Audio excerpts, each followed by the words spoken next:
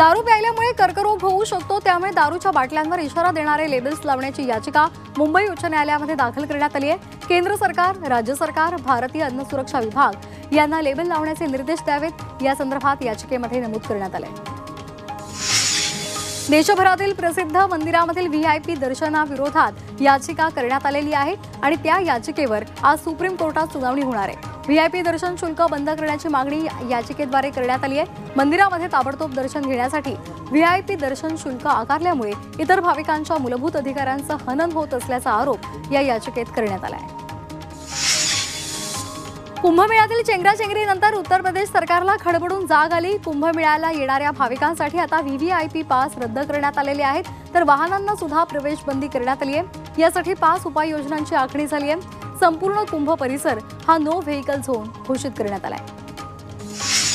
कुंभमेळ्यामुळे उत्तरेकडील झारखंड, बिहार, उत्तर प्रदेश आणि मध्य प्रदेश या राज्यांमध्ये मोठी वाहतूक कोंडी झाली आहे। मोठ्या प्रमाणावर गाड्या प्रयागराजमध्ये येत आहेत, त्यांना जिल्ह्याच्या सीमेवरच रोखून धरलं जात आहे। येत्या 4 फेब्रुवारीपर्यंत हे नियम लागू असतील। पुण्यातून प्रयागराजला थेट विमान सेवा सुरू करण्यात आली आहे। हा विमान प्रवास पुण्यातून दिल्ली ते प्रयागराज असा असेल। 28 फेब्रुवारीपर्यंत हे उड्डाण सुरू असेल। माघी गणेशोत्सवामध्ये पीओपीच्या मूर्तींवर बंदी घालण्यात आलेली आहे। माघी गणेशोत्सवच्या आता उद्यावर आलेला आहे आणि या सगळ्याच्या पार्श्वभूमीवर पीओपीच्या मूर्तींची विक्री, स्थापना आणि विसर्जनावर बंदी घातलेली आहे, ती कायम ठेवण्याचा आदेश उच्च न्यायालयाने दिलेला आहे। केंद्रीय प्रदूषण नियंत्रण महामंडळाच्या नियमांची अंमलबजावणी करा, असे निर्देशही न्यायालयाने सरकारला दिले।